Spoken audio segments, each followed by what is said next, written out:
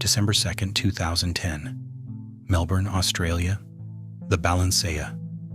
A luxury high-rise, pulsing with wealth, power, and status. But deep inside its steel and concrete veins, a nightmare is waiting. A concierge makes a routine check of the basement garbage room. What he finds defies all logic. Inside the building's massive industrial trash compactor is the mangled body of 24-year-old Phoebe Handsjuk, a beautiful, vibrant young woman, dead at the bottom of a 12-story chute.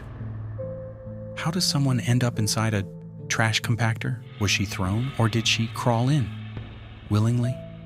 This is a case that has baffled experts, enraged a family, and exposed the dark underbelly of high society.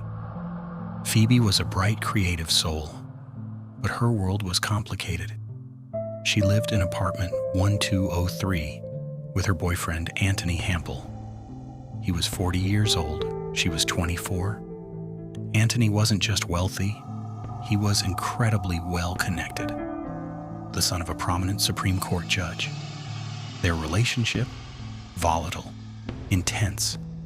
Friends noticed Phoebe pulling away, fading into the shadows of his high society life. There were whispers that she was planning to leave. Let's look at the hours leading up to the tragedy. It is the afternoon of December 2nd. The CCTV cameras catch Phoebe entering the Balenciaga for the very last time. She looks normal. There is no panic. She rides the elevator up to the 12th floor. Inside apartment 1203, the atmosphere is heavy. There is blood found on the floor. Glass is shattered. Anthony claims he was not home. He says he returned that evening, found the apartment empty, and ordered takeout. He didn't call the police. He didn't search the building. While he was sitting in their luxury apartment, Phoebe was already dead. But how did she get from her front door to the basement? This is where the story stops making sense. The garbage chute on the 12th floor is not a doorway. It is a tiny, narrow cylinder, just 37 centimeters wide. That is about 15 inches. The heavy metal door sits waist high. It is spring-loaded. It takes serious physical effort just to pry it open. Now picture this. To enter that chute, Phoebe would have to pull the heavy door open, lift her body off the ground, and maneuver herself inside. Backwards, feet first. Why feet first? Because if she went head first, her arms would be pinned by her sides. But going in feet first means she would have to slowly lower herself into the pitch-black abyss while holding the heavy door open above her head. Try to imagine the sheer physical improbability of that, especially considering what was in her system. If she did it, she plunged 12 stories down. A terrifying, scraping drop through complete darkness, bouncing off the steel walls before landing in the compactor below.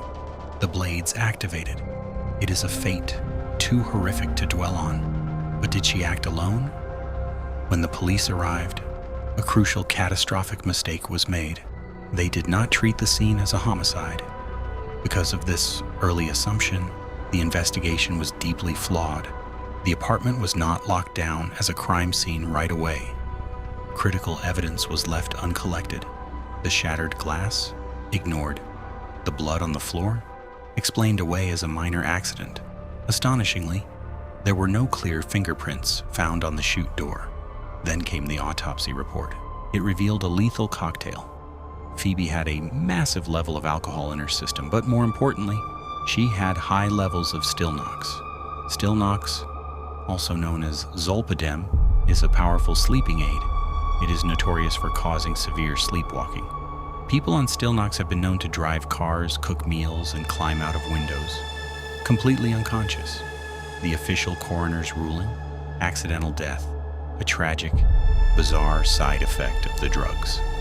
The authorities claimed a heavily intoxicated, heavily medicated woman managed a Cirque du Soleil level of gymnastics to willingly climb backwards into a trash chute. Her family refused to accept this. For years, they have fought tirelessly. They hired their own experts. They recreated the chute. They proved how nearly impossible it is for a conscious, sober person to get inside, let alone someone completely incapacitated.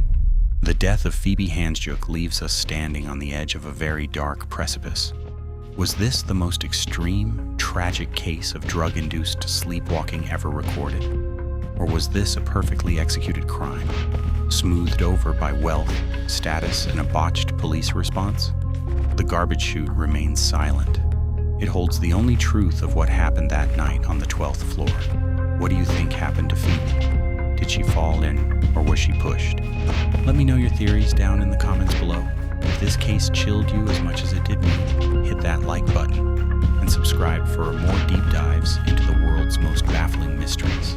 Until next time, stay safe.